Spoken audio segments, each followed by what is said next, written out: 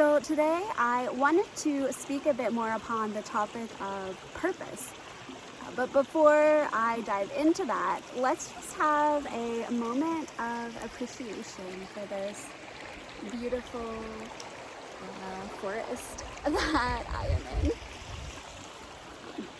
A lot of the leaves, most of them, have fallen off the trees since the last time I filmed a video in the forest. But it is no less beautiful in energy and sound and just connection. I miss all the colors though. I miss the leaves. I know we're approaching winter here where I live, but I genuinely love winter. I still come out, I go hiking, I go for walks, in the snow, in the ice. I love it. There's something just so beautiful about every season of nature and the changes that the forests go to. And then, we can even go into like a metaphor for the seasons and the changing of the earth to the changes within us and our own processes of like growth and shedding and death and rebirth and renewal. Which, I know that resonates with a lot of us. Like, I'm sure for a lot of you, you feel that once autumn and winter comes, you find yourself being more inward, a bit slower, and just maybe giving yourself more grace, more time to take it easy, nourishing yourself, and then maybe you feel you come back to life a bit more once spring comes. For me, I'm a bit the opposite. I feel like I begin really coming to life in the autumn. I love everything about it so much.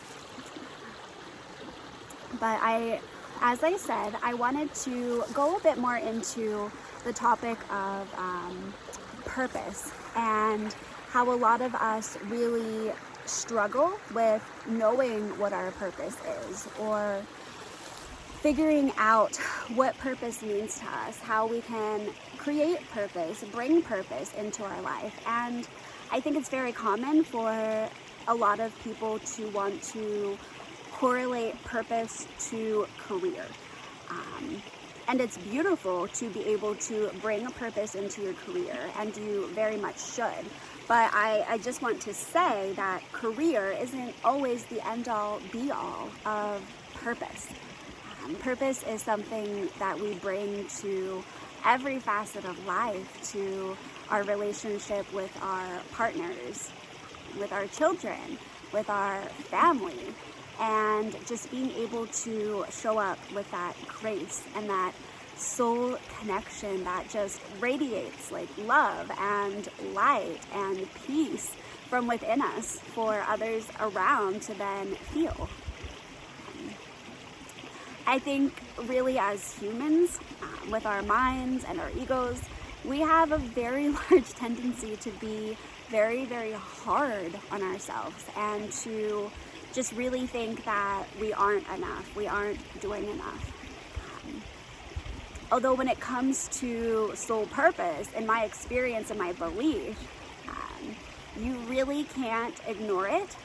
It's something that is always present within you. You can choose to ignore it, but I believe that we all ultimately reach a point where life forces us into our purpose and our mission through whatever means necessary until we just really begin to be honest and listen to what is being asked of us. Often we feel as if we've been left with no other options and we reach a point where we're like, okay, I'll do it. Like for me, I really spent many years not quite knowing what I wanted to do career-wise, and then I received this beautiful vision from my soul, really guiding me into working with children and education. And that was a few years ago, and that is what I've been doing in various capacities ever since. And for me, I know that the job that I'm in is not the end all be all of that of that purpose and that mission, because for me it's something that is always expanding and it's always growing and unfolding. So it's also really important to not hang on to things, to be able to let things go, to be able to let jobs go, let experiences go, because we have these experiences in order to prepare us for the next thing. I view everything as a journey of our soul's expansion, our soul's evolution. And if we aren't growing, if we aren't evolving, our soul is going to find a way to shake things up and to make sure that happens with us. So for me, one of my core purposes is that expansion and is that growth. So I know intuitively that whatever life is bringing my way, whatever is unraveling, even if it is unlikable or unpreferable to my human, I know that on a soul level, it's an opportunity for my own growth and my own expansion. And that is really why I am here. But I really just feel it's important to convey and to understand that our soul's mission does not have to be some big purpose. Like if you are on a spiritual journey, if you are awakening, if you are, rising in consciousness, you're coming into awareness of things. That doesn't necessarily mean that you need to have some sort of big career as a coach or a guide or a spiritual healer. You absolutely can, but what's important to note is that you don't have to, and that's not the only option that exists. Those of us who are finding ourselves on this awakening journey and we are working to expand our consciousness and our awareness and our light out into the world, that is going to happen and occur if we have the intention for it to in every part of our reality.